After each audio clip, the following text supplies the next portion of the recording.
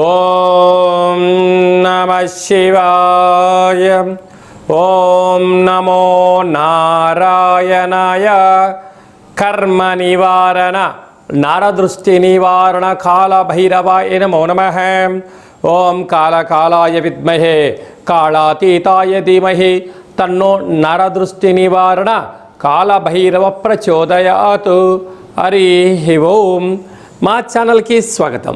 చూస్తున్న వీక్షకులకు ప్రేక్షకులకు ప్రియ కాల భైరవ బంధువులకి స్వాగతం పలుకుతూ మమ్మల్ని ఎంతగానో ఆదరిస్తూ ఉండబడినటువంటి ప్రియ సోదర సోదరీమణులకు సనాతన ధర్మ సంరక్షకులకు జ్యోతిష్య అభిమానులకు అందరికీ కూడా జ్యేష్ఠమాస అమావాస్య సందర్భంగా ఆ మహాదేవుడి యొక్క ఆశీస్సులు కాలాన్ని శాసింపజేసే శక్తి కాలభైరవుడికి ఉంటుంది కనుక అందరికీ విద్యార్థులకు మంచి విద్య, ఉద్యోగస్తులకు ఉద్యోగము, వ్యాపారస్తులకు జనాకర్షణ, సంపూర్ణమైన వారు ఎవరైతే ఏ వృత్తులు అయితే చేస్తుంటారో అన్ని వృత్తులలో విజయం సాధించాలని కోరుకుంటూ మనసారా కాళభైరవ స్వామి వారిని కోరుకుంటూ ఆశీర్వచనం. 16/6/2025 నుండి 30/6/2025 వరకు పుట్టినటువంటి వారందరికీ కూడా ముందస్తుగా జన్మదిన శుభాకాంక్షలు. గతంలో వివాహం చేసుకున్న వారికి వివాహ వార్షికోత్సవ శుభాకాంక్షలు. ద్వాదశ రాశుల్లో గ్రహ గమనాలు ఒకసారి వీక్షింపచేద్దాం. మేషరాశిలో శుక్ర భగవానుడు సంచార స్థితి, మిథున రాశిలో త్రిగ్రహ కూటమి సంచార స్థితి, రవి బుధులు కలిసి ఉండడం వల్ల బుధాదిత్య రాజయోగము, రవి గురువులు కలిసి ఉండడం వల్ల విపరీతమైనటువంటి ఐశ్వర్య యోగము. సింహరాశిలో కుజ భగవానుడు కేతు భగవానుడు, కుంభరాశిలో రాహు భగవానుడు, మీనరాశిలో శని భగవానుడు. ద్వాదశ రాశుల్లో గ్రహ గమనాలు ఈ విధంగా ఉన్నాయి. కన్యరాశి వారికి వ్యయంలో కుజ భగవానుడు. గ్రహాలు యోగించగలగాలి అన్నట్లయితే జ్యేష్ఠమాస బహుళ అమావాస్య అష్టమి తిథి ఎందున ఎలాంటి విధి విధానం పాటించడం వలన రుణ రోగ శత్రువులను తొలగించుకోవచ్చో, వాటి శాతం ఎలా తగ్గించుకోవచ్చో ఈ వీడియోలో తెలుసుకుందాం. కన్యరాశిలో ఏ నక్షత్రాలు వస్తాయనగా ఉత్తరా నక్షత్రంలో 2, 3, 4 పాదాలు, హస్తా నక్షత్రంలో 4 పాదాలు, చిత్తా నక్షత్రంలో 1, 2 పాదాలు కలిపితే కన్యరాశి. రాశాధిపతి బుధ భగవానుడు. వీరికి విశేషంగా 6వ స్థానంలో రాహు ఉండడం వలన అప్పులు ఇవ్వద్దు, అప్పులు తెచ్చుకోవద్దు, ఆధ్యాత్మికంగా ఉండండి, ఎవరినైనా ఏది అనొద్దు, బంధువులని మిత్రులని స్నేహితులని మీ ఎదుగుదలను ఓర్వలేక మిమ్మల్ని తప్పుడు యొక్క ఆలోచనలు ఇవ్వడం, మిమ్మల్ని ఆవేశానికి గురి చేయడం, మిమ్మల్ని అనేక రకాల ఇబ్బందులు పెట్టాలని ప్రయత్నం చేస్తూ ఉంటారు. మీరు ఏనుగు లాంటి వారు. రహదారి వెంట వెళ్తూ ఉంటే అనేక మంది కుక్కలు బరుగుతూ ఉంటాయి. అది మీరు ప్రచారంగా భావించండి తప్ప మీరు ఇంకోలా భావించవద్దు. ఎందుకనగా ఓపిక, పట్టుదల, సహనం కన్యరాశి వారి సొంతం. లేకపోతే మిమ్మల్ని మనశ్శాంతి లేకుండా చేసే పరిస్థితి చాలా అధికంగా ఉంటుంది. సప్తమంలో శని భగవాన్ ఉండడం వలన ప్రేమికులు, భార్యాభర్తలు, పార్ట్నర్షిప్ వ్యవహార కార్యక్రమాలు, దూరవాయు జల ప్రయాణం చేసేటప్పుడు తొందరపాటు నిర్ణయాలకు ఇది సరైన సమయం కాదు. అష్టమంలో శుక్ర భగవాను ఉండడం వలన బంగారు ఆభరణాలు, షేర్లు, వస్త్రాలు, కార్లు క్రయ విక్రయాలు చేసేటప్పుడు ఎన్నో జాగ్రత్తలు అవసరం అని చెప్పి కూడా మీరు గుర్తుపెట్టుకోగలగాలి. రాజ్యస్థానంలో ఆత్మకారకుడు రవి, బుద్ధికారకుడు బుధుడు, కన్యరాశాధిపతి బుధుడు కూడా రవితో కలిసి ఉండడం వలన ప్రభుత్వ ఉద్యోగాలు కలిసి రావడం, ఉద్యోగ ప్రయత్నంలో విజయం మీ సొంతం కాబోతుంది.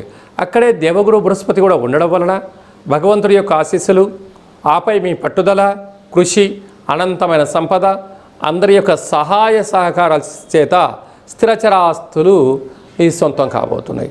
అలాగా వ్యయంలో కుజుడు, వ్యయంలో కేతు భగవాన్ ఉండడం వలన తొందరపాటు నిర్ణయాలకు ఇది సరైన సమయం కాదు. శని మంగళవారాల పూట యంత్రాలతో, ఆయుధాలతో చాలా జాగ్రత్తగా ఉండాలి. కనుక వీలైనంత వరకు మంగళవారం పూట నల్లటి వస్త్రాలు వేసుకోవద్దు, నల్లటి వంకాయలు లాంటివి ఆహారాలు తినకుండా వీటికి దూరంగా ఉండగలిగినట్లయితే స్వయం వృత్తుల వాళ్ళు, సేవా రంగాల వాళ్ళు, వ్యాపారస్తులు, అలాగనే ఆహార ఉత్పత్తులు, చర్మ సౌందర్య వ్యాపారం చేసేవారందరికీ కూడా చాలా మంచి కాలం ఉందని చెప్పి గమనించాలి. జూన్ మాసంలో ద్వితీయార్థంలో ముఖ్యమైనటువంటి పండుగల గురించి క్లుప్తంగా సవివరంగా సంపూర్ణంగా తెలుసుకుందాం.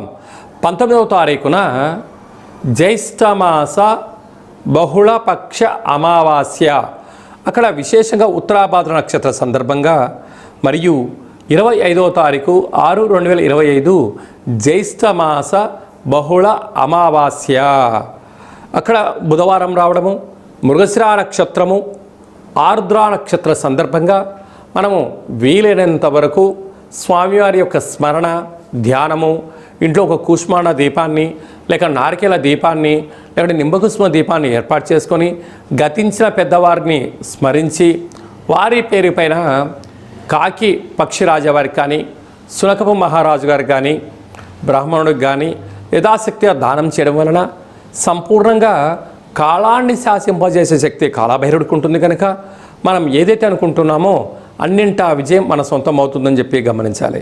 అలాగే కుదరలేనటువంటి వారందరూ ఈ కింది నెంబర్ సంప్రదించినట్లయితే మీ గోత్రనామాలతో కాళభైరవ స్వామి యొక్క పూజ, అభిషేకము, హోమము, అలాగా కూష్మాండ దీపాన్ని ఏర్పాటు చేయించి మీకు వీడియో కాల్లో కూడా చూపించడం జరుగుతుందని చెప్పి కూడా గమనించాలి. ఇంకనూ మనం విజయం సాధించగలగాలి అన్నట్లయితే ఈ యొక్క పాత్ర కంచు పాత్ర అంటారు.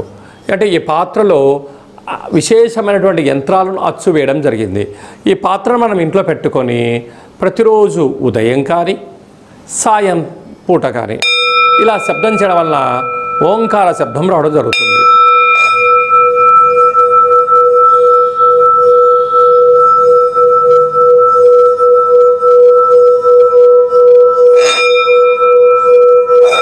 ఇలా శబ్ద తరంగాలను సృష్టించడం వలన మనిషి శరీరంలో ఉండబడిన చక్రాలు వికసింపచేయడం, ఇంట్లో ఉండబడినటువంటి దరిద్ర దేవత బయటికి వెళ్ళిపోవడం, లక్ష్మీదేవి గళ్ళు గళ్ళు అంటూ ఇంటికి రావడం, మనం అనుకున్న అన్ని పనులు కూడా కాలభైరవుడు విజయం సాధిస్తాడని చెప్పి గమనించాలి.